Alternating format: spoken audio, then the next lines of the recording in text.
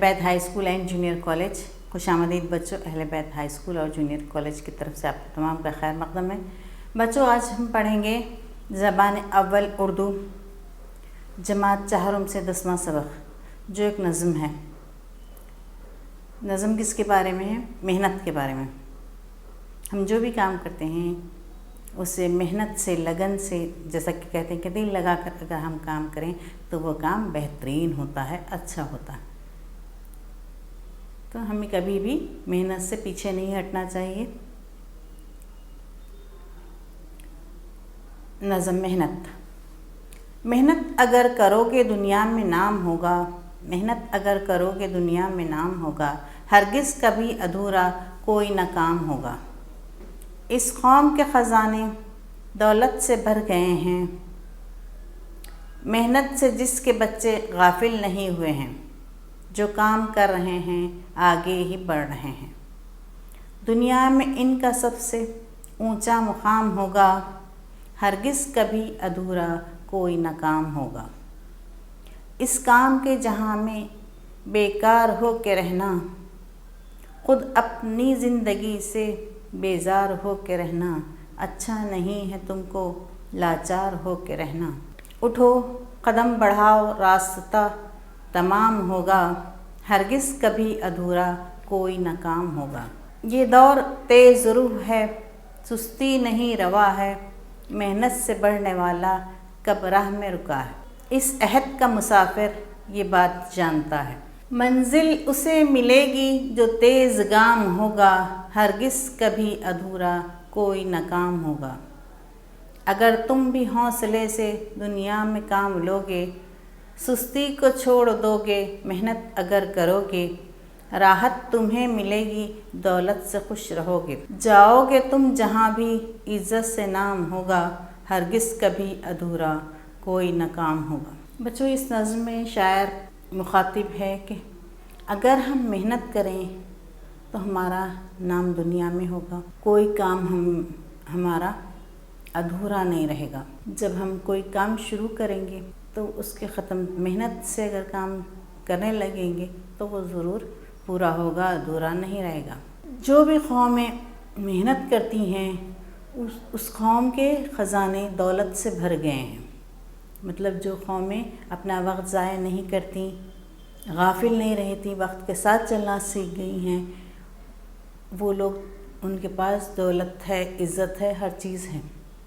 محنت سے جس کے بچے غافل نہیں، مطلب جن کے بچوں سے مراد جو لوگ محنت کرنے سے غافل نہیں ہیں، محنت کرنے سے کاہلی نہیں کرتے، کام چوری نہیں کرتے، وہ آگے ہی بڑھتے رہتے اور ان تمام کا ایک اونچا مقام ہوگا۔ وہ لوگ ایک مقام تک پہنچ جائیں گے، جو ان کی منزل ہے، منزل تک پہنچ جائیں گے اور ان کا کوئی کام ادھورا نہیں رہے گا۔ اس کام کے جہاں میں ہم دنیا میں آئے ہیں کس لیے؟ ہر ایک کا کچھ نہ کچھ کام ہے نا۔ تو اس کام کے جہاں میں، مطلب کہ اس دنیا میں، اس کام کرنے کی دنیا میں اگر ہم بیکار ہو رہیں گے تو کیا ہوگا؟ خود اپنی زندگی سے بیزار ہو جائیں گے۔ تھوڑے دن تو بیکار رہنا اچھا دکھتا ہے، خالی بیٹھنا اچھا دکھتا ہے، مگر جب ہم بہت زیادہ وہ کریں تو ہم خود بیزار ہو جاتے ہیں، ہے نا؟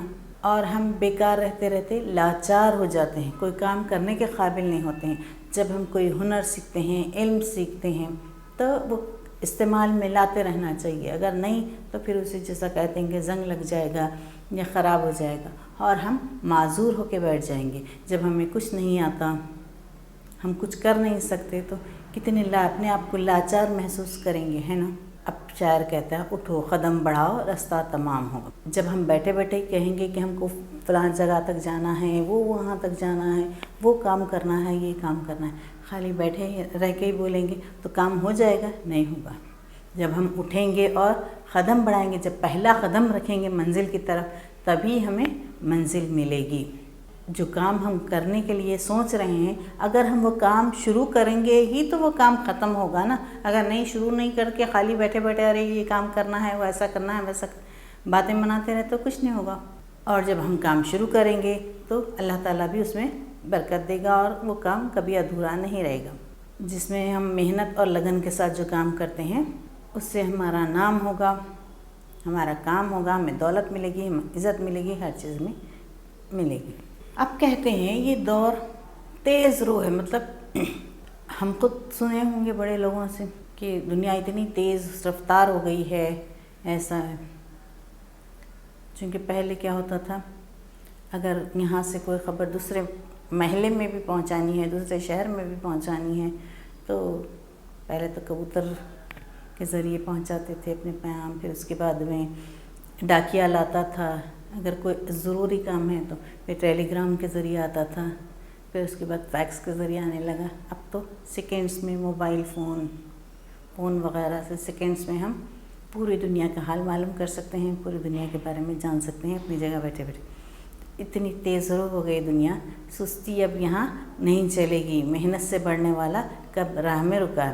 جب کوئی محنت سے آگے بڑھتا ہے تو وہ راہ میں رکتا نہیں، پھر وہ اپنی محنت کے ساتھ آگے بڑھتا ہی جاتا ہے۔ جب ہم محنت کرتے ہیں تو آگے بڑھتے ہی جاتے ہیں، اپنا نام ہوتا ہے اور ہمیں اس کا پھل ملتے رہتا ہے، اس سے اور ہمیں خوشی ہوتی ہے اور ہم اور آگے بڑھتے جاتے ہیں۔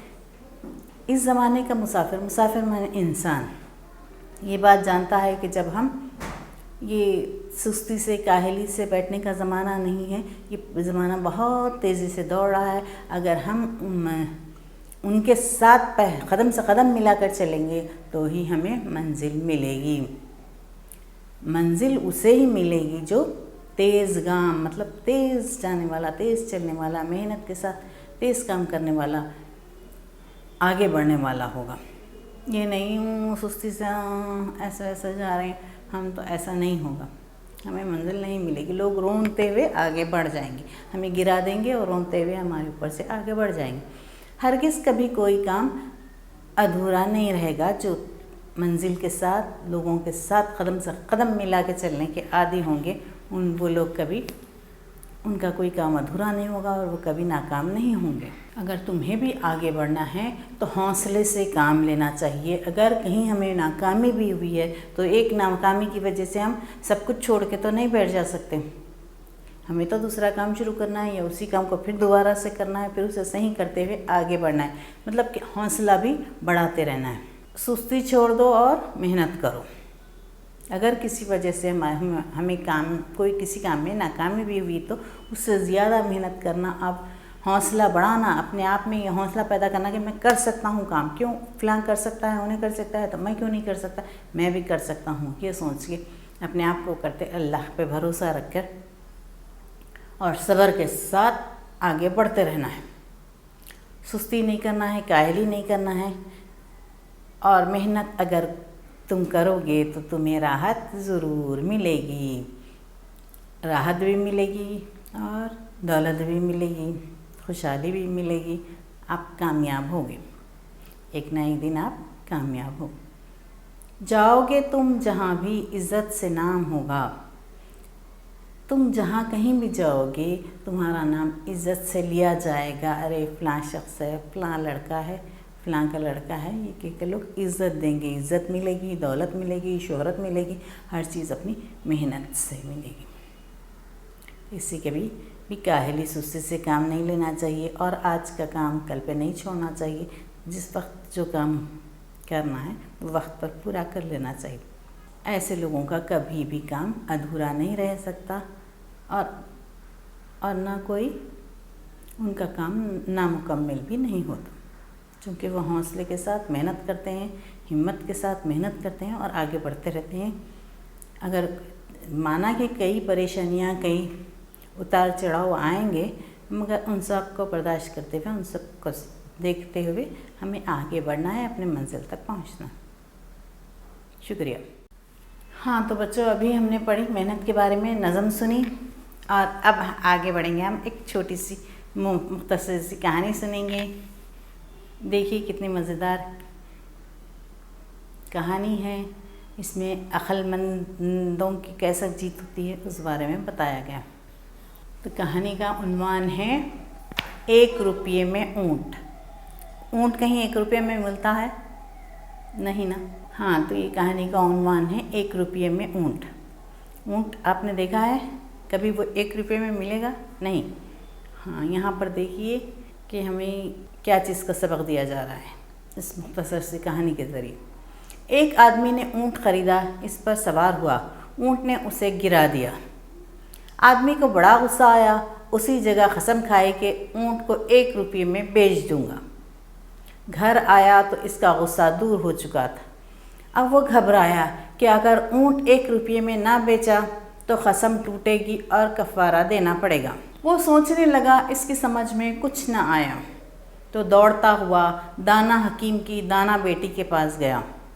سارا قصہ سنا کر کہا، کیا کروں کہ قسم بھی نہ ٹوٹے اور اونٹ کے بیچنے میں نقصان بھی نہ ہو۔ دانا حکیم کی دانا بیٹی نے کچھ دیر سوچا، پھر اس کے کان میں کچھ کہا۔ وہ خوش ہو گیا۔ شام کو وہی آدمی بازار میں اونٹ بیچنے گیا۔ لوگوں نے دیکھا اونٹ کی گردن میں بلی بندھی تھی اور آدمی کہہ رہا تھا، 1 روپے میں اونٹ لو اور 200 میں بلی، دونوں ایک ساتھ فروخت کیے جائیں گے۔ ایک خریدار نے اونٹ پسند کیا، 201 روپے دے کر اونٹ اور بلی کو خرید لیا۔ آدمی ہنستا ہوا گھر آیا اور دانا حکیم کی بیٹی کا شکریہ ادا کیا۔ ہاں تو بچوں، اس کہانی سے ہمیں کیا سبق ملتا ہے؟ ایک تو یہ کہ غصے میں جلد بازی کرتے ہوئے کوئی فیصلہ نہیں لینا چاہیے، سوچ سمجھ کے فیصلہ لینا چاہیے۔ اگر ہمیں قسم بھی کھانے کی ضرورت پڑی تو بہت سوچ سمجھ کے۔ وہ آدمی کیا کرا، اونٹ خریدا تھا ایک آدمی اور اس پہ سوار ہو کے آ رہا تھا، اونٹ نے اسے گرا دیا۔ جانور ہے بھی، اسے گرا دیا۔ اسے ایک دم سے غصہ آ گیا کہ میں اونٹ کو خرید کے لایا ہوں، پھر بھی وہ مجھے گرا دیا۔ اب غصے میں اس نے قسم کھا لی کہ اونٹ کو 1 روپے میں بیچ دوں گا۔ گھر آیا تو جب غصہ ٹھنڈا ہو گیا، دور ہو چکا تھا غصہ، تو اب اسے وہ بہت گھبرایا کہ ارے 1 روپے میں اونٹ کیسا بیچوں؟ اگر نہ بیچوں گا 1 روپے میں تو قسم کا کفارہ دینا پڑے گا، جھوٹی قسم ہو جائے گی نا۔ تو وہ سوچنے لگا کہ کیا کیا جائے۔ اب اس کے سمجھ میں کچھ نہ آتا تھا۔ وہ دوڑتا ہوا، اس زمانے میں ایک دانا حکیم تھا، اس کی دانا بیٹی، دانا مانے عقل مند حکیم کی عقل مند بیٹی تھی، اس کے پاس گیا اور سارا قصہ سنا دیا کہ میں نے ایک اونٹ خریدا، اس پہ بیٹھ کے سوار ہو کے آ رہا تھا میں، اونٹ نے مجھے گرا دیا، اسی وقت میں نے غصے میں آ کر قسم کھا لی کہ اس اونٹ کو 1 روپے میں بیچ دوں گا۔ گھر آیا جب غصہ ٹھنڈا ہوا تو مجھے معلوم ہوا کہ ارے میں کیسا 1 روپے میں اتنا اونٹ بیچ دوں، اور اگر نہ بیچوں گا تو جھوٹی قسم ہو جائے گی میری، اس لیے میں اس کا حل معلوم کرنے کے لیے آپ کے پاس آیا ہوں۔ اب آپ ہی کوئی مشورہ دیجئے کہ میری قسم بھی نہ ٹوٹے اور اونٹ کے بیچنے میں نقصان بھی نہ ہو۔ ظاہری بات ہے 1 روپے میں اونٹ بیچا اگر وہ تو کتنا بڑا نقصان ہو جائے گا اسے۔ دانا حکیم کی دانا بیٹی نے کچھ دیر سوچا اور پھر کان میں کچھ کہا۔ دانا حکیم مطلب عقل مند حکیم کی عقل مند بیٹی نے کچھ دیر سوچا اور پھر اس شخص کے کان میں کچھ کہا۔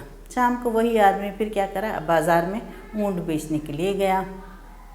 لوگوں نے دیکھا اونٹ کی گردن میں بلی بندھی، اونٹ کی گردن کو اس نے ایک بلی باندھ دی، ایک بلی لی اور اس کی اونٹ کی گردن میں باندھ دی۔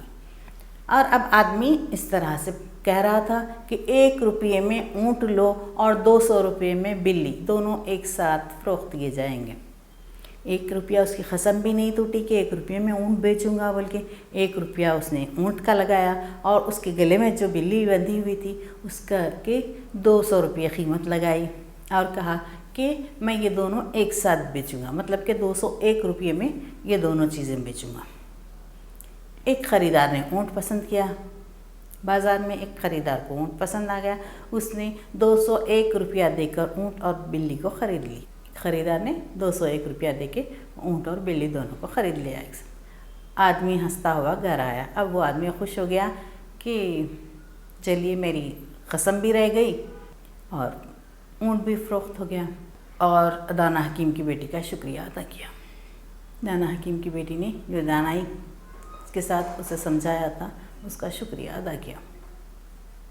تو یہ ہے، سمجھداری سے کام لینا چاہیے اور ہمیں جلد بازی میں کوئی فیصلہ نہیں لینا چاہیے، اور خصوصاً غصے میں تو کبھی کوئی فیصلہ نہیں لینا چاہیے۔ بچوں، غصہ بہت بری چیز ہے، یہ آپ لوگ یاد رکھیے۔ ہاں، آپس میں بھی لڑنا نہیں، جھگڑنا نہیں۔ کبھی بھی غصے میں کبھی کسی سے لڑائی ہو گئی یا کچھ ہو گیا تو غصے میں نہیں آنا، بلکہ اطمینان سے بیٹھ کے بعد میں بات سلجھانا۔ ٹھیک ہے، آپ لوگوں کو کہانی اچھی لگی نا؟ شکریہ۔